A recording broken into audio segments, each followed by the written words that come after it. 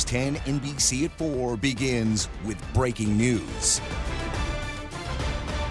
Yeah, I'm shot. Bodycam footage of the most recent shooting of a Rochester police officer. For the first time, we are seeing how he applied his own tourniquet and how other officers rushed to help him. News 10 NBC's Adelisa Badzic broke down that footage and spoke with the Rochester Police Union.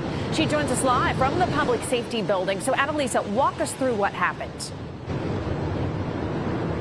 Nikki, RPD just released that body camera footage this afternoon. Last week we showed you surveillance footage from a convenience store that's right over where the shooting happened on Lake Avenue and Driving Park. But this time we actually see it from the officer's perspective. A warning, you may find this disturbing.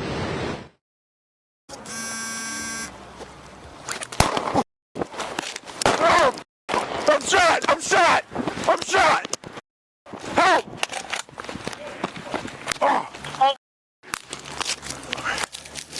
The officer immediately put on his own tourniquet, and within 30 seconds, officers showed up to help. Yeah, I'm shot.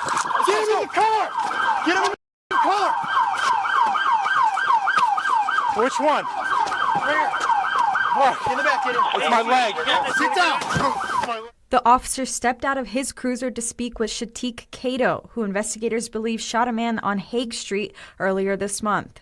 Cato took off running south down Lake Avenue, and hours later, a drone spotted a heat signature nearby. RPD said once the drone shined a light on Cato, he shot and killed himself.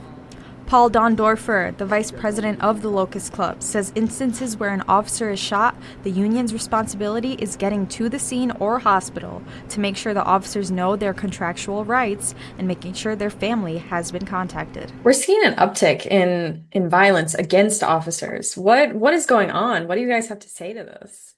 Well, again, this is all a result of the bail reform changes, the less is more acts, the fact that there's no consequences for anyone's actions.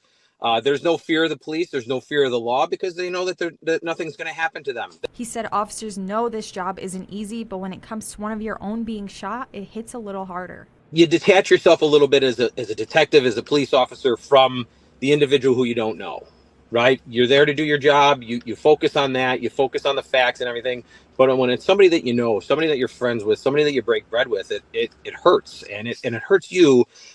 Maybe not physically, but emotionally, it takes its toll on the people that work around that individual officer and the people that are with him on a daily basis. Also asked him how the officer is doing emotionally. He told me he has a great support system around him and is getting through it. RPD said he was released on Saturday and is continuing to recover at home. Reporting live in Rochester, Adelisa Badzic, News 10 NBC. Thank you, Adelisa. This is the fourth officer shot in just 3 months. In December, 3 were shot while responding to a domestic violence situation on Thurston Road in Rochester. All made a full recovery. The suspect was shot by a 4th officer and died at the scene.